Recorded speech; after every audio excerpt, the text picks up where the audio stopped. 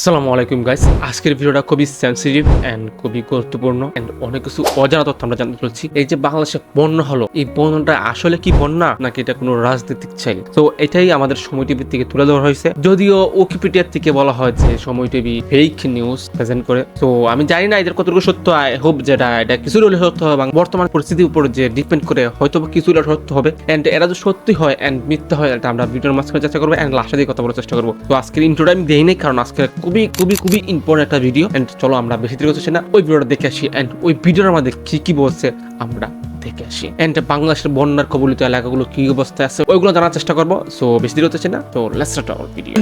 আর বলো নাকি আমার চ্যানেল নতুন হয়ে থাকলে চ্যানেলটা সাবস্ক্রাইব করে দিবেন এন্ড পেজ থেকে দেখলে পেজটা ফলো দিয়ে দিবেন। চলো আমরা বেশি দেরি হচ্ছে না, দেখে আসি এন্ড আমার চ্যানেলটা আবার বলতেছি সাবস্ক্রাইব করে দিবেন। চলো লেটস স্টার্ট।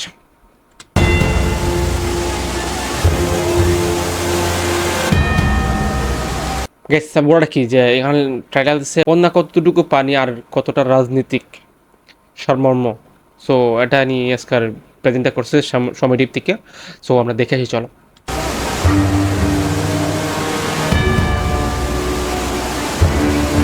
পানি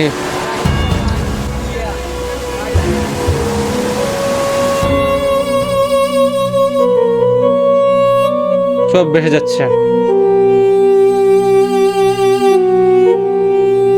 উফ,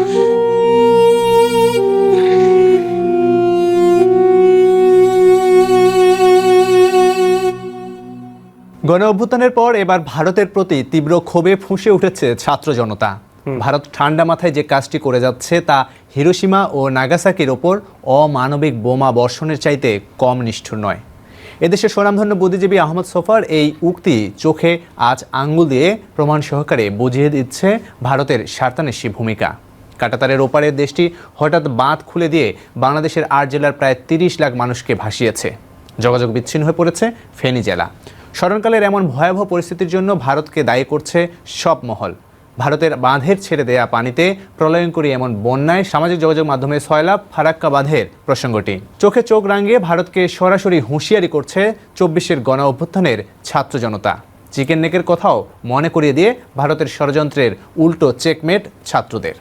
স্বাগত সারমর্মে, সঙ্গে আছি লাবিব হাসান।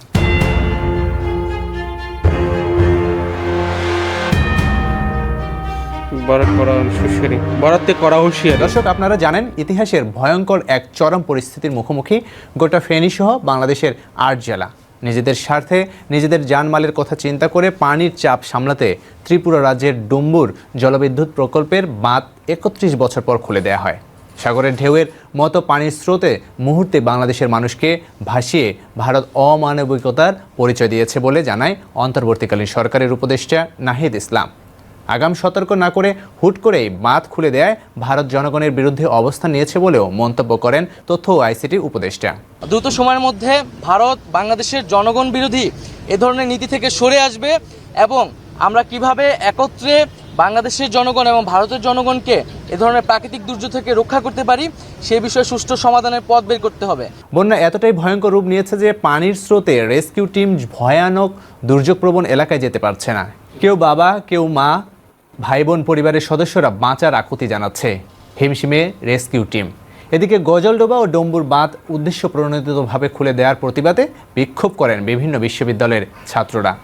ভারতীয় আগ্রাসন রুখতে প্রয়োজনে বাংলাদেশে পাল্টা বাঁধ নির্মাণের দাবি জানান তারা। সামাজিক যোগাযোগ মাধ্যমেও এ বিষয়ে তীব্র প্রতিবাদের খবর চাউর হয়েছে। পিঠ দেখানোর সময় শেষ, মুখ দেখানোর সময় এসেছে। ভারতের সঙ্গে বাংলাদেশের আচরণ কেমন হবে তা ঠিক করবে নতুন বাংলাদেশের ছাত্র সমাজ। ভারতের প্রতি তীব্র ক্ষোভ থেকে এমন হুঁশিয়ারি বৈষম্য বিরোধী ছাত্র আন্দোলনের সমন্বয়ক হাসনাত আবদুল্লার। পানি নিয়ে ভারতের একতরফা আগ্রাসন নীতি নতুন নয়। আজ থেকে প্রায় ৭৪ বছর আগে থেকেই পানি নিয়ে দাদাগিরি ভারতের। ১৯৫১ সালে বাংলাদেশের সীমানার ১০ কিলোমিটার উজানে মুর্শিদাবাদে ফারাক্কা নামক স্থানে বাঁধের প্রথম পরিকল্পনা করে ভারত। সেই সময় পাকিস্তান সরকার বিষয়টির বিরোধিতা করলেও চুপিসারে কাজ এগিয়ে নিয়ে যায় ভারত। ১৯৭৪ সালে বাঁধের নির্মাণ সমাপ্ত করলে বাংলাদেশের সঙ্গে দ্বিপাক্ষিক বৈঠক হয়।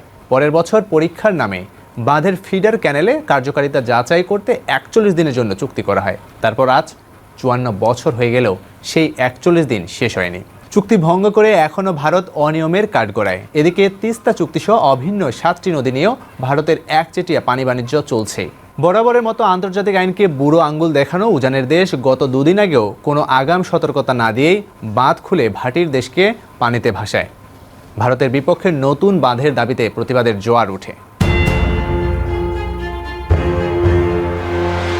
ফারাক্কা বাঁধ যে বাংলাদেশের দুর্দশা তা প্রথম থেকেই বুঝতে পেরেছিলেন মজলুম জননেতা মাওলানা আব্দুল হামিদ খান ভাসানী। এরকম আর কি যে ভাসানী আরও আগেই বলেছিল একটা ডায়লগ যে ভারত আমাদের শত্রু, এই কথা রাজ্যে যাতে জানতে পারবে সে যাতে সূর্য সন্তান।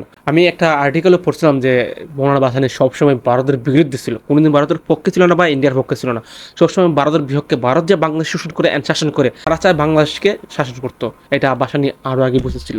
সো বুঝতে পারছো এখন কতটুকু বাস্তব মিলিতেছে। ভাসানী আগাম দেখছিল ভাই, যেটা আমরা বলি যে ভবিষ্যৎ দেখছিল যে বাংলাদেশের ভবিষ্যৎ এরকম হইতে পারে, সেটা আরও 50 বছর বা 54 বছর 8 সামথিং এর মতো বছর আগ থেকে সে দেখিয়েছিল এটা। সো আমি এটা কিছু বলতে চাই না, আমি এত বড় কিছু না যে ভাষা নিয়ে কত বলবো।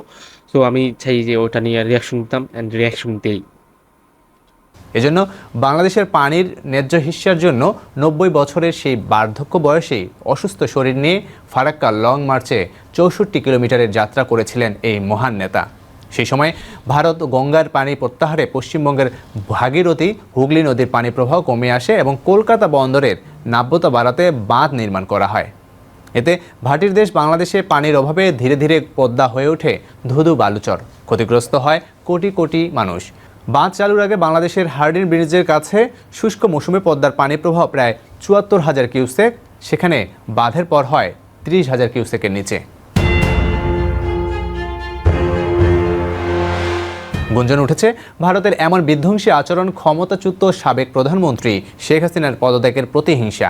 যদিও ভারত বরাবরই এসব বিষয়ে নিশ্চুপ থেকেছে। কেন ৩১ বছর পর ত্রিপুরার ডুম্বুর গেট খুলে দিল ভারত, এমন প্রশ্ন জনমনে। এদিকে বন্যা দুর্গত বাংলাদেশিদের নিয়ে ভারতীয় মিডিয়ার হাস্যরসের ঘটনাও ঘটে।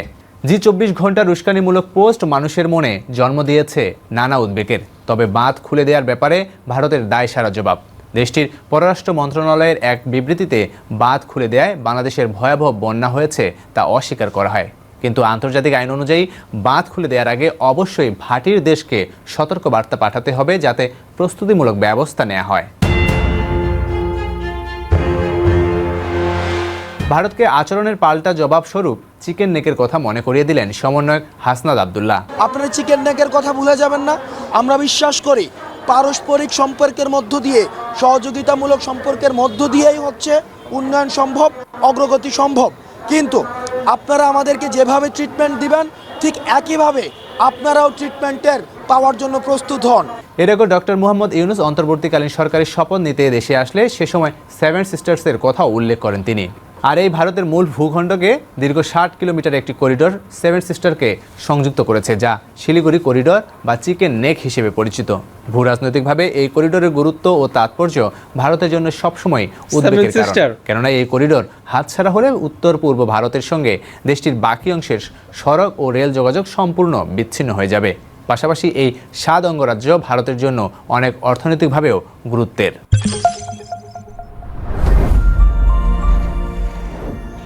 তো দেখতে পাচ্ছ, আমি বলে রেখেন ভারত কোনোদিন বাংলাদেশের বন্ধু ছিল না অ্যান্ড কোনোদিন হয়তো না। জাস্ট বাংলাদেশের সাথে ভালো ব্যবহার করে অ্যান্ড ভালো মতো চলে তাদের স্বার্থ হাসিলের আদায়। অ্যান্ড এটার কারণ একটাই, হাসিনা বাংলাদেশে পদত্যাগ করছে, এখন তারা বাংলাদেশে শোষণ করতে পারবে না এত সহজে। অ্যান্ড বাংলাদেশের জনগণ সবাই জানে যে ইন্ডিয়া বাংলাদেশ শোষণ করতেছে। তারপরে সে শোষণ করে গেছে একমাত্র শেখ হাসিনার জন্য।